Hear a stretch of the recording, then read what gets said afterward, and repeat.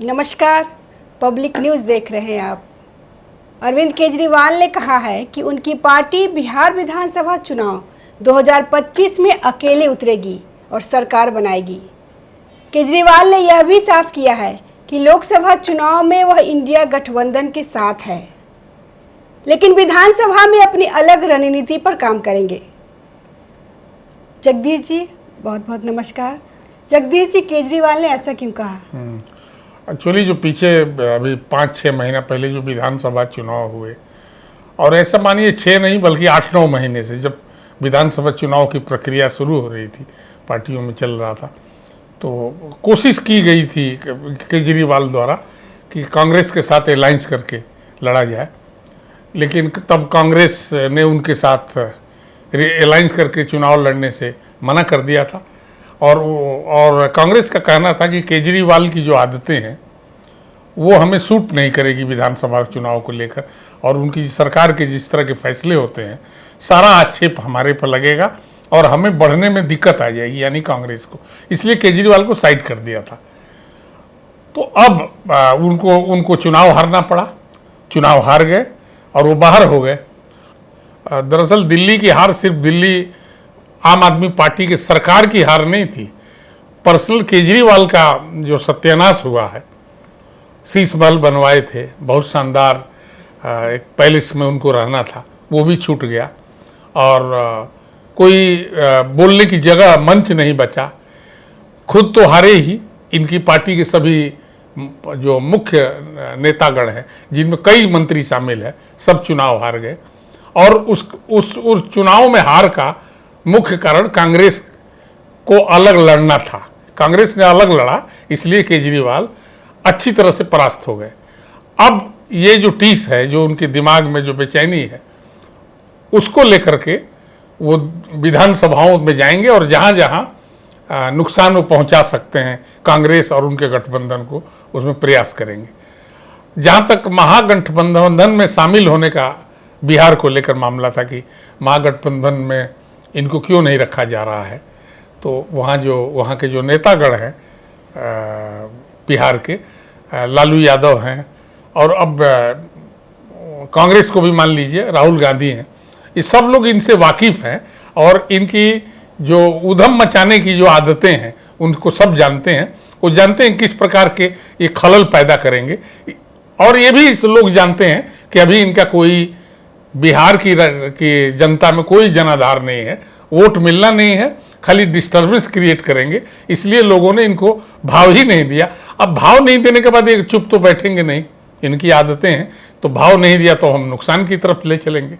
चलिए अब थोड़ा जो भी 2-4 हज़ार, 200-400, 500, 1000 वोट मिले, उसको हम महागठबंधन के वोटों को काटने का प्रयास करें। इसी के लिए वो बहुत तत्पर हैं कि बिहार में, और मुझे लगता है कि सभी सीटों पर लड़ जाएंगे। मुझे ऐसे आभास हो रहा है कि ये लड़ेंगे सभी सीटों पर, तभी वो अपने मकसद में कामयाब होंगे। 200, 500, 1000, 800 काटते काटते वो इस जगह पर ले आएँ इस महागठबंधन को कि उसकी सरकार बनने से रह जाए, इसकी उन्हें बहुत खुशी होगी। लेकिन वो जब वो लोकसभा का चुनाव होगा तब वो कहते हैं कि हम इंडिया गठबंधन में हैं, भरोसा नहीं है।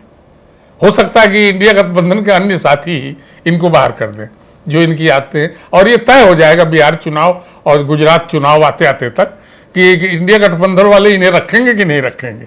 अब जब विधानसभा चुनाव आ रहे हैं राज्यों के, अभी सबसे पहले तो बिहार में है, फिर गुजरात के चुनाव है, तो उसमें उन चुनावों में वो कोशिश ये करेंगे कि जो महागठबंधन नाम है बिहार में, जिसमें कांग्रेस भी शामिल है, उनको कैसे चोट पहुंचाई जाए, चोट पहुंचा करके दिल्ली वाला बदला लेकर के उनकी शांति मिले उनके दिमाग को, उनके दिमाग मतलब केजरीवाल के दिमाग को। इसलिए वो चाहते हैं कि विधानसभा चुनाव में वो अकेले लड़ें। जगदीश जी, संजीव अरोड़ा ने तो पंजाब में मंत्री पद की शपथ ले ली, लेकिन राज्यसभा कौन जाएगा? अब राज्यसभा भेजने के लिए केजरीवाल जी ने एक समिति बनाई है, और समिति की बैठक हो ही नहीं पा रही है। मेरा अच्छा संपर्क है इनकी पार्टी के कुछ वरिष्ठ नेताओं से, पंजाब में भी है, दिल्ली में भी है, उत्तर प्रदेश के भी कुछ लोगों से है। उससे जो हमें जानकारी मिलती है कि समिति तय करेगी, का बहाना बना करके अभी भी लगता है ये खुद भी जा सकते हैं राज्यसभा, कोई इसके इनकार नहीं किया जा सकता। और हो सकता है कि एक चाल चली हो उन्होंने कि मुझे मतलब नहीं है, किसी और को चुने, नहीं नंबर आने देंगे किसी का, दूसरे को जाने का। तो इसलिए अभी थोड़ा सा इंतजार करना होगा और बहुत जल्दी ही इसका खुलासा हो जाएगा। इसके पीछे मकसद उनका लोगों को पता चल गया है कि समिति उन्होंने क्यों बनाई और क्यों डिले कर रहे हैं। अब संजीव अरोड़ा तो मंत्री बन गए और भारी उद्योग के मंत्री बने हैं। यह मंत्रालय किसी अन्य के पास था जो उनसे लेकर के इनको दिया गया है। तो उनको खुश करने की कोशिश हुई है ताकि वो राज्यसभा की उनको टीस ना रहे, और खुश रहेंगे तो आसानी से केजरीवाल का मकसद पूरा हो सकता है। यही चालें चल रहे हैं लोग। केजरीवाल की चालों को समझना बहुत आसान नहीं होता। ये न किन प्रकार है, या तो वो खुद, मुझे शंका है कि अपने बहुत करीबी किसी जो ताकतवर दिल्ली का कोई सब इनका पार्टी का नेता है उसे राज्यसभा भेज दें। मुझे आशंका है, क्योंकि राजनीति में सबसे करीबी से खतरा होता है, और केजरीवाल को तो विशेष। जगदीश जी, ओवैसी जी ने पहले बोला था कि मैं तीसरा मोर्चा बनाऊंगा, लेकिन हाल फिलहाल में ये खबर आई है कि वो उन्होंने ये लालू यादव को चिट्ठी लिखी है कि हमें भी महागठबंधन में शामिल कर ले। तीसरा एक अलग मोर्चा बनाने की बात उन्होंने किया। उनको ये लग रहा था कि वो इतने पॉपुलर ओवैसी हो चुके हैं कि कई छोटी मोटी पार्टियों के नेता उनसे आज के पास आएंगे और वो गठबंधन बन जाएगा। पर किसी ने बिल्कुल, किसी में सुगबुगाहट भी नहीं हुई, बिल्कुल अकेले पड़ गए ओवैसी। अब उनके पास रास्ता क्या है?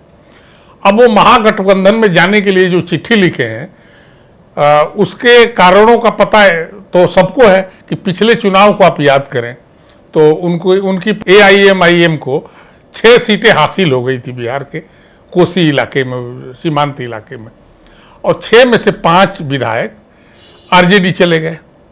अब भी अगर वो उनके विधायक कुछ जीत जाते हैं, जो संभावना कम है, लेकिन फिर भी वोटरों का मूड की बात है, अगर कुछ सीटें वो ले आते हैं तो वो सीटें उनकी पार्टी के पास रह पाएगी क्या? वो फिर से शिफ्टिंग हो जाएगी किसी दल में, और खास तौर से उस दलों में, उन दलों में शिफ्टिंग होने का चांस जहाँ ज़्यादा होता है जिन दलों को मुसलमान वोट करते हैं, क्योंकि उनका वोट का जो कोर वोट है मुसलमानों का ही है। तो इसलिए उन्होंने बेहतर समझा होगा कि हमारी कुछ गलने वाली नहीं, अगर हम जीत भी जाएं तो बचेंगे नहीं, इसलिए उन्होंने चिट्ठी लिखा है। और जहाँ तक उनकी चिट्ठी को मानने, समझने और उस पर विचार करने की बात है, मुझे नहीं लगता कि महागठबंधन विचार भी करे उस पर।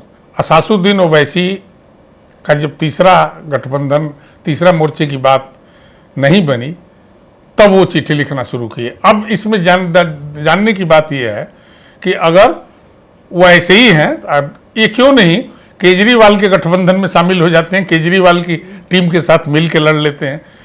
वो चाहें तो प्रशांत किशोर के साथ भी एक गठबंधन कर सकते हैं, लेकिन सच्चाई तो ये है कि कोई उनको बिल्कुल न 3 में मान रहा, न 13 में, कोई नहीं समझ रहा इन्हें। तो इसलिए उन्हें मजबूर होकर अकेले लड़ना है, और उन्हें आभास हो गया है कि बिहार में नहीं वोट मिल रहा है, उन्हें कुछ मिलने वाला नहीं है। तो इसलिए भी वो थोड़ी सी उनकी बेचैनी बढ़ी हुई लगती है। और अगर 1-2 सीटें आई, जैसा मैंने पहले कहा, तो वो उनके पार्टी के साथ बचेगा नहीं, वो दूसरे दलों में शामिल हो जाएंगे लोग। जगदीश जी, चुनाव आयोग के ऊपर विपक्षी पार्टियां इतनी आरोप क्यों लगा रही हैं?